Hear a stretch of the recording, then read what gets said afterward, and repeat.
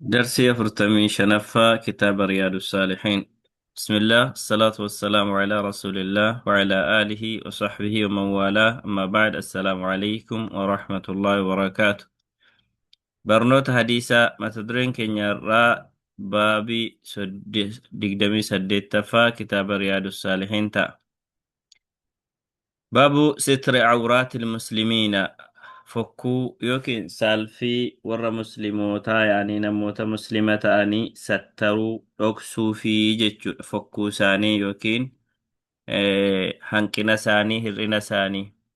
والنهي أو دبتا عن إشاعتها، وان سنة إفتباسني فجاسو جتشو. فجاسو إشاعان أدو فجاسو لغير ضرورة، إما دركمن تاني فجاسو. Kana jechuun rakkoon tokko tokko yerootti dubbachuun dirqama ta'u jira. Daruuraa taanaan rakkoo hambisuuf taanaan yerootti dubbachuun dirqama ta'u jira. Sababa sanaaf yoo ta'een ala dubbii kana facaasuun dhorkaa ta'aa jedha. So fokkuu isaanii waan hir'ina isaanii ibsu. قال الله تعالى ربي جده إن الذين يحبون جرجالة أن تشيع الفاحشة فكني يوكن وانت فكون تتمسؤوا في الذين آمنوا والرأمنا قدوتي وانت فكنت يك تتمسؤوا والربربادا لهم عذاب أليم إبدلا لسات يساني بجرة في الدنيا والآخرة بيا دنيا في آخرات اللي كانت تساني بجرة أجل.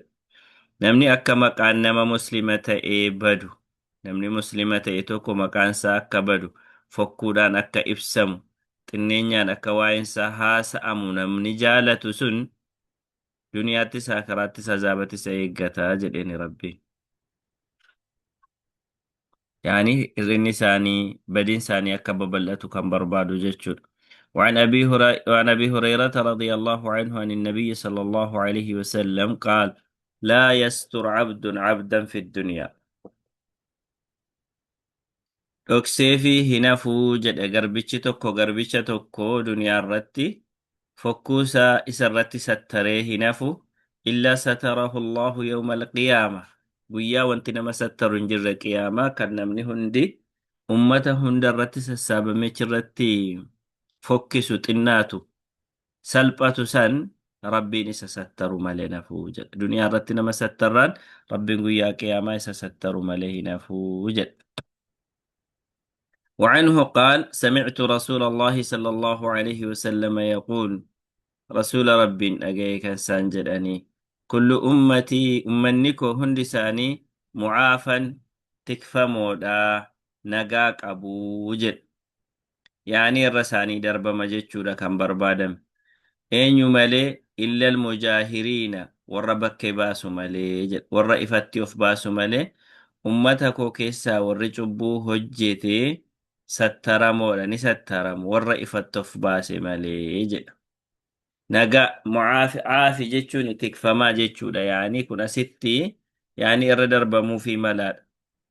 وإن من المجاهرة إفا أفباس الراتي أن يعمل الرجل بالليل عملا نمتشال كان شبوه الجثي ثم يصبح أتشبود لفتسابري وقد ستره الله عليه هال رب إسد أكسيجرون فيقول نجد: يا فلان جدان أبلو عملت البارحة كذا وكذا إذا كسكسين الجد إبلون إنهاتي إبلو تنساقاقل إبلون مقام بلس إبلون أكسين وانسلت أكتيجرو توقويتش وقد بات حال بليجر يستره ربه ربي سايس ستر وتجرون بليتي ويصبح يكشف ستر الله عنه وفي باتشي بوديغ ربي نسا ستري سدوكسيمو باسين مرتي وفوديسا جدان ستريسا namooti kun nagaan qabanii jedha isaan kun.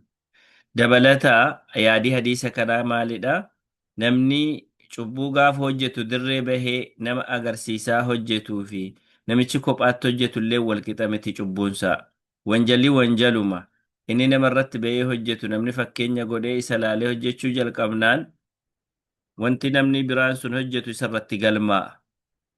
Yoo isa qofatu hojjete ta'e waan inni hojjete sana isatti amma inni hojjeteen isa irratti galmaa'a sadarkaan isaallee wal caala. Ofirraa sitri rabbi ofirraa fuunaan rabbiin isan dhiisu jechuudha. Nageenya hin qabu namni sitrii rabbii ofirraa fuudhu waan hojjetu cubbuu hojjete dabarsee odeessaa oolu jechuudha. وعن وعنه عن النبي صلى الله عليه وسلم قال إذا زنت الأمة قربتي يو سقا قلتي جد يرو قربتين توكو سقا قلتي فتبين زناها سقاقلمان سي ملأته إفبي الرتبرمي فليجلدها الحد أدبي بربادة محاربوني جد أدبي نمني سقاقل ريبمو قبو هاريبو جد ولا يثرب عليها هنتتن اتن إيكمن يعني الربان وانجئنين أدبي مثلا الرتيها راوة ملي جد ريبتش محاربو ملي أفاني واتن دبتني جد ثم إن زنت الثانية لما فاو سقاقلتي أمس فليجلد الحد أدبي لمن تراوت ولا يثرب عليها نيك من ثم إن زنت الثالثة سدفا وسقاقلتي فليبيعها هقرقرو ولو بحبل من شعر وتما هذا في سراء تلفمت فنيومة تقول لي قرقرو وصوتا يجد يعني ستي كان بربادمي fokkuusii ifa baasee afaaniin arrabsee irratti hin dubbatinii jechuudhaan barbaadame. Adabbiin irratti raawwatamuu qabu irratti raawwatama garuu fokkisiisuu hin qabu jedha. Iddoon itti fokkisiisuun barbaachisu jira. Gaafra ragaa bahan وليشهد عذابهما طائفة من المؤمنين جدي ورا مكان ثاني إفا به فكسي سمو قبان دبته جرا متفق عليه. التثريب التوبيخ تثريب جتشون ديكمو جتشون سداتشسو. وعنه قال أتي النبي صلى الله عليه وسلم نبي في دمه برجل نمشتكوتو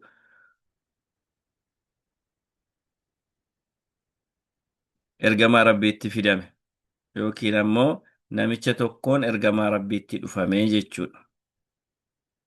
نمشي سمال قولي كان شرب خمرا فرسو دوغاتي دوغي قال جد رسولي اضربوه ريبا جري أما ريبا موقب.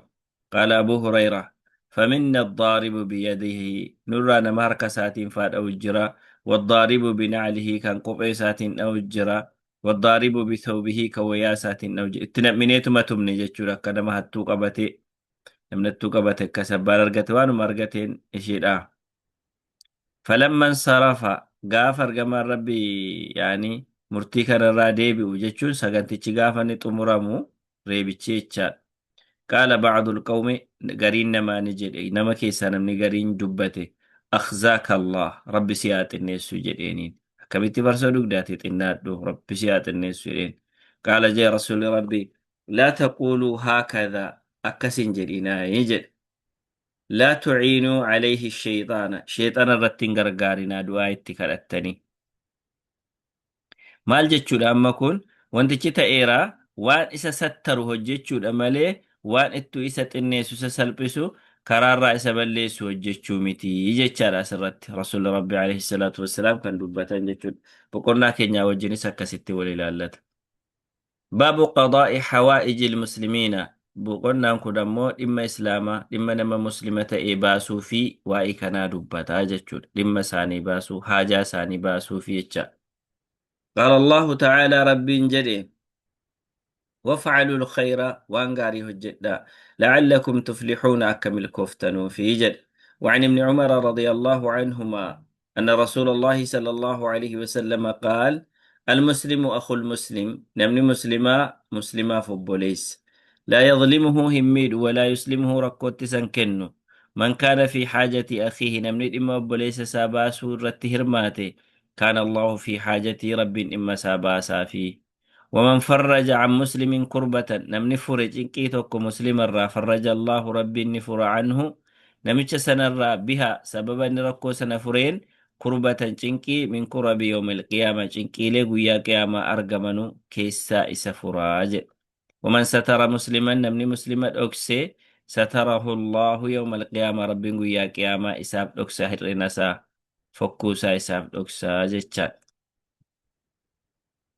وعن أبي هريرة رضي الله عنه عن النبي صلى الله عليه وسلم قال من نفس نمني فري عن مؤمن مؤمنة قرى نمني فري كربة جنكي من كرب الدنيا جنكي البي دنيا الراكتة نفس الله عنه ربي نسرى فرا كربة جنكي من كرب يوم القيامة جنكي قيا قيامة يسرى فرا ومن يسر على معسر نمني ركتا في لافسي nama waan qabne ka kaffalachuu hin dandeenyeef namni laaffiseef gaafa argatte kaffali jedhee yassara Allahu alayhi rabbiin isa irratti laaffisa amrii fi dunyaa wal aakhiraa dunyaa aakhiraa rabbiin isa irratti laaffisaa jedha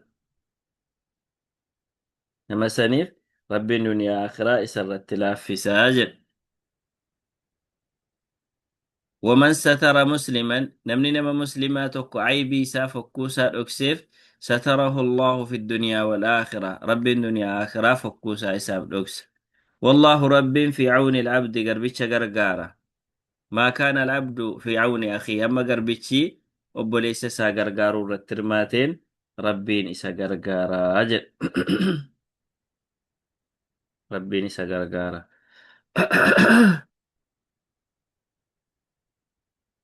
ومن سلك طريقا نمني كرا جلق به يلتمس فيه علما بكم سبرباد فجتش كراتك قبتي ديمي سهل الله له ربي لساف لافسا سبب سنان طريقا إلى الجنة كراغر جنة أبو إسالا في ساجل وما اجتمع قوم ولتقب مين فنموني في بيت من بيوت الله منا ربي في بيت من تكو كيست من بيوت الله من ربي الراكتي مسجد تكو كم مسجد ربي الراتي كيست ولتك أبمينفو يتلون كتاب الله ككتاب ربي قرآن قرآن ربي كان قرآن ويتدارسونه قدوسا لتكن والترى قرآن إلا نزلت عليهم السكينة تسقبي نسان الرتب أملنفو وغشيتهم الرحمة رحمة نسان قوق ملنفو وحفتهم الملائكة ملائكة نسان التمرسة ملينفو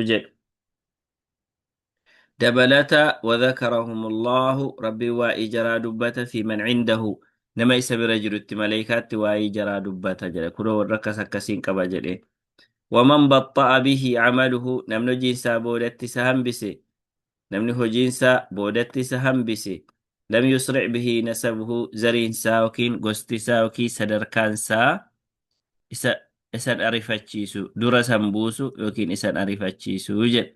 Akkas jechuun namni hojiidhaan kufee ijaa sadarkaa qabuuf, ijaa kabaja qabuuf, ijaa beekamaa ta'ee fi dura bu'uu hin danda'u, ariifachuun hin danda'u. Kufaatii guyyaa qiyaamaa sababa hojii isaatiin kufe kun isa kaasuu hin danda'u jechaadha. Baabu shafaa'a boqonnaan kun waa'ee shafaa'aa dubbata, waa'ee araara jaarsummaa jechuudha. قال الله تعالى ربي جري من يشفع شفاعة حسنة نمني جال ثم بريدا دابتي عدلي كان قبو كان ظلمي همبسو كان ركننا ما فرو جتشودا يكون له نصيب منها قود أرقتا أجل إسافس قودة تا سواب أرقتا وأن أرقم سنة سواب أرقتا إتشان وعن أبي موسى الأشعري رضي الله عنه قال كان النبي صلى الله عليه وسلم نبي ربي تأي إذا أتاه طالب حاجة يرون من الإما التلوف يجتشون إذا أتاه يروس التلوف طالب بربادا إما برباداني إما في نمني قافة التلوف أقبل فول ديبئة على جلسائه والرئيس برتا أجرت فول ديبئة فقال جد اشفعوا جارسما أبدا كأ مغانتا قدا في تؤجروا سواب أرغتو ويقضي الله ربي مرتسا على لسان نبيه الرب نبي ساترت ما أحب وان برباد مرتسا عجب يا دي حديثة كان اشفعونا ست بربادمي إما سائر رادقها نتفدا أجتشود كأفوداتي waan maal barbaadde maalaa jumte jedhaati gidduu keenya yaada keessan deebisaa dhimma isaa gargaaraati akka yaada isaa himatu godha jechuu fakkaata yaadichi. Rabbiin ammoo gaafasin yaada isaarraa fuutanii isa jabeessitanii haajaa isaa akka inni ba'u gootan isin sawaaba argattu. rabbiin immoo waan namichaaf gochuu barbaade sana akka inni murteessu na taasisa waan ta'eef isin rakkoo namaa baasaa jechuudha asitti. Shafa'aa jechuun nama lama gidduu jaarsummaa deemuu jechuudha. Wafii riwaayatiin maashaa bakka maa ahabba jedhe waan jaallatu murteessa rabbiin jechaadha.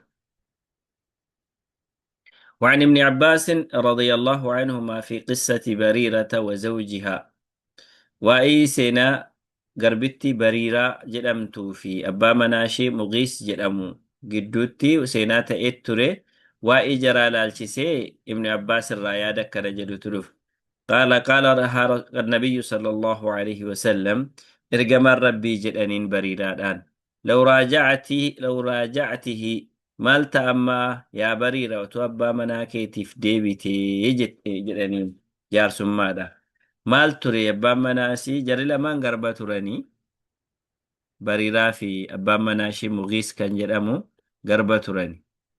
garba turaniiti gidduutti bariiraa kona namni ta'e bitee bilisoomse gaafa bilisoomsamtu immoo dubartiin yaani dhiistee deemuu abbaa manaa dhiisuu ni dandeessi ishin bilisaa abbaan manaa garba yoo ta'e carraa dhiisanii deemuu ni qabdi sa'aatii akkasiitti jechuudha. Gaafa kana dhiistee deemuudha gaafa siin kaatuu abbaan manaa immoo hedduu jaallata garuu fokkisaa wayiiti jedhama.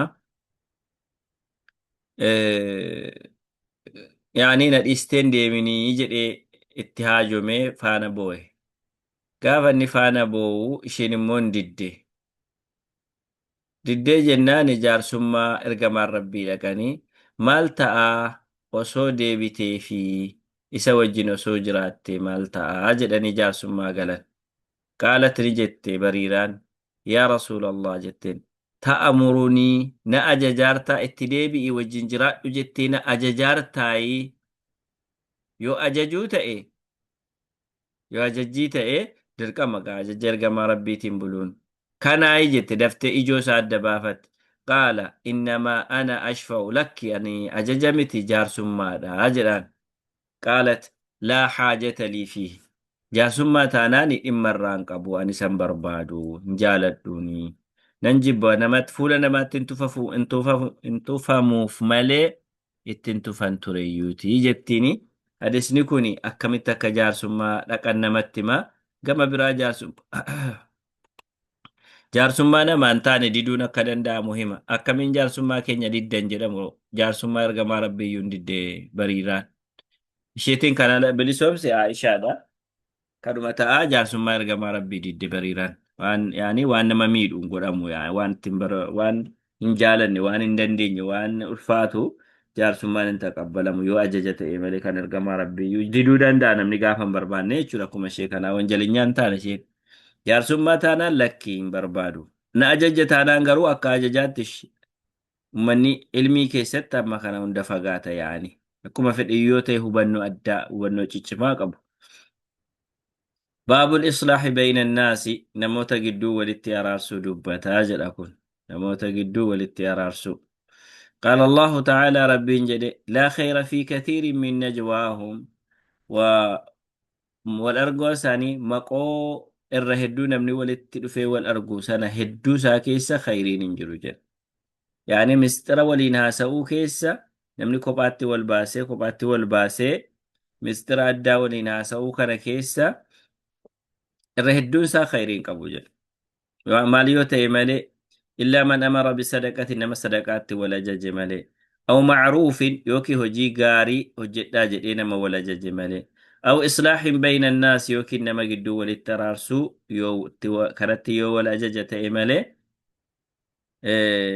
إني كان أنا لازم مجراني كوبات باني هاسا خيرين قبو وجد خيرين أبو الردر بيو namoota mu'mina ta'an namoota namaa wajjin jiran hazaa gochuu ta'a jedhe haala kanaan deemuun sheexaanni sana sababeeffatee waa'ee kee haasa'aara ebelu si hamachaa jira inni kophaatti bahee haasa'u maal inni jedhe akka ittiin gidduutti hariiroo diiguufaa sababa ta'a. وقال تعالى ربي جل والصلح خير جارسما جدونا ما قالون شالا ركو جدونا ما تؤمم مفرانين قابوسون isatu khayrii qaba isatu bu'aa qaba bareedaadha jedha وقال تعالى رسول ربنا لا ننجده فاتقوا الله ربي سدادا وأصلحوا تلشا سريسا ذات بينكم وان قدو كيسان جرو ركو قدو كيساني تلشا ذات جتشون وان جتشون ست.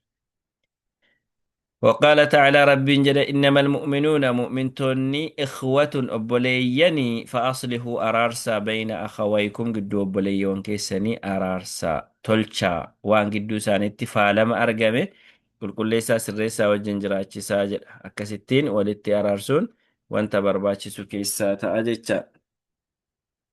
وعن أبي هريرة رضي الله عنه قال قال رسول الله صلى الله عليه وسلم رسول ربي جدًا كل سلامة من الناس تكون بوسا قامنا ما صدق عليه صدقة صدقات الرائقة ما أجل يوم كل يوم تطلع فيه الشمس ويا أدم باتت إيتو هندا صدقات الرائقة ما أجل صدقاته كان دندا ومو تعدل بين اثنين أرارسون قدونا ملما صدقاتا وتعين الرجل نمتش غرغارتا يجون غرغارستي نمتش غرغارتو أكجيتشوت في دابته بلد سارتي فتحمله الباسون إس عليها بلد سنرت أو يوكان مو ترفع له إساف الفودون عليها بلد سنرت متاعه ميشاسا صدقاتا يوكي إسا قولوا ما قالت فإيسا رتي سغرغارو يوكي نميشت الباسو يوكي بآسا الباسو في جتشود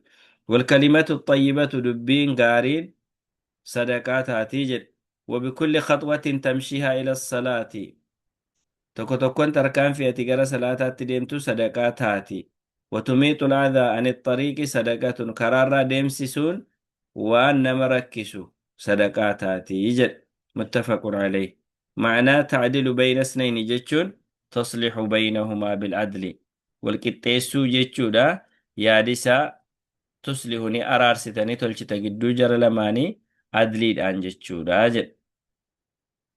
وعن أم كلثوم بنت عقبة بن أبي معيط رضي الله عنه قال سمعت رسول الله صلى الله عليه وسلم يقول ليس الكذاب الذي يصلح بين الناس ليس إنتان الكذاب صبان إني جدون ما ولدت أرار سسن إنتان صبا إسات غافة منتاني جتشور ليس الكذاب جتشور صبان إنتاني جتشور صبان إنتاني مال إنتاني الذي يصلح بين الناس إنتاني صبان سو كم برادة مالي إننا ما ولدت أرار سوف صبسن صبان تاني جتشور مالف جنان فينمي خيرا خيري كنونسا مسومسا وانغاري مسومسا أو يوكين مو يقول خيرا وانغاري دبتا أكركم فرمي نمني سوالتي أرار فمو قد أوان تيفي إني سن صبامتي جدين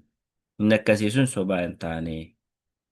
وفي رواية مسلم قباس مسلم كيستي زيادة دبل الجرى قالت نجت ولم أسمعه أجيم بك إرجما ربي يرخص كرني أيمو في شيء وان مكم كيستي مما يقوله الناس وأن من دبين من دبة كيستي كان من سبو كان إرجما ربي هيا من أرجم بيكو إلا في ثلاث واسدي كيستي قفا كان نلافس أرجي جت هيا صوبا تعني نفيتي كان سديجتشو كانان الحرب لولا غافا لولو نمني كالتي لولو ديمو كانت أكسو صبي دبتشون إذن دا صبون نيام مغافس والإصلاح بين الناس قدون ما أرار سورتنا أما سو وحديث الرجل يعني تعني حديث الرجل جتشات هاسانا ميتشي امرأته هذا مناساتين هاسأو همس وحديث المرأة دبي آتمنان زوجها أبا مناشيتنا سفتو سكر كيستي ني أيما أجل صبو أكس جتشوم مالي جنان warri soba mana jireenyaa taasifatee sobaa oolu jira isa kana mita sitti fakkeenyaa fi lolli kan sobamu lola akka deemaaru beekamaadha achi deemna jedhee kallattii deemu hin himu waraana isaatti. Waraana isaatti maaliif hin himne gaafa inni waraana isaatti himee dubbatu oduun hin darbaa warri sun akka qophaa'an taasifama. Lolli ammoo tooftaadha yookaan ta'eefi lolli hin himamu jechaadha. Nama walitti araarsuuf namni deemu immoo maal jedha? Barsitti araaramuu barbaada. Gaabbeera inni akkati yaa'anii itti araaramtu barbaada jedhee yoo dubbate otuma inni hin gaabbii yoo akkas jedhe akka namni kun dhiisee rakkoo jibbaa keessaa bahee araara fidu taasisa. Kaayyoon isaa araara waan ta'eef sitti araaramuu barbaada jedhee yoo sobee sobni inni sobe sun akka cubbuutti hin laalamu hin ayyamamaafi jechuudha. Dubbii haadha manaa fi abbaan manaa waliin haasa'u waan hin godhin godheera jechuu osoo hin taane dubbii jaalalaati. Dubbii jaalalaa namichuma qalbii ofii keessatti abbuma bichaatu beeka. Sin jaaladha akka kee naman jaaladhu hin qabu jedhee gaafa haasa'uu barbaadu ishiinis akkas jechuu gaafa barbaaddu dubbii kana qalbii isii keessa qofa beeka waan ta'eef haasawu akkasiiti malee sobuudha jennaan waan hin jirre kan biraa xaxanii waan jireenyuma ofii soba godhachuu miti warra jireenya isaa soba godhatu jira asirratti. Isa adiidhaan gurraacha jedhee gurraachaan adiidha jedhee isa ta'een hin taane jedhee isa hin taane hin ta'eera jedhee warra jiraatu jira. Inni kun amma nam tokko yoo sin jaaladha jedhee yaada jaalalaa namatti hime otuma hin jaallatin illee jaalala isaa hime abbaan isaa na jaallata jedhee gaafa yaadu haala gaarii agarsiisuu jalqaba. Hatta namichumti sila hin jaalanne kun gaafa haala gaarii nama kanarraa arguu jalqabu deebi'ee jaalachuu mala. Akkas jechuu isaanii kanaan jaalalli deebi'ee uumamuu danda'a. Sobuma dubbatame. Yoo inni si malee lafa kanarraa nama hin jaalladhu hin qabu yoo jedhe otuma jaallataa hin jirre isheen akka jaallatamtetti fudhattee gaafa siin aktii gootu yaanii haala nama jaallatame agarsiistu namichi kun qalbiin isaa jijjiiramee jaalachuu danda'a. Fuggisuun isaa sirriidha. Isheenis akkas taate taanaan yaadi kun akkasiin dhufee yaanii jireenyicha ijaaruu danda'a. Kalimaan kun kalimaa waa ijaaru waan ta'eef namni numa nama jaallatutu maalis ta'e. Haga ta'e irraa jibba malee dhibba namni hin jibbamu dhibba hin jaallatamu. Gaafa akkas jedhu haqiiqaan isaa waan ta'e tokkorraa jaallata jechuudha. Kanaaf jecha inni kun keessatti ni ayyamamaa jechuuf barbaadame. Darsi itti aanu hanga walitti deebinutti haadha sallallahu alaihi wa sallam ala nabiyyinaa Muhammad.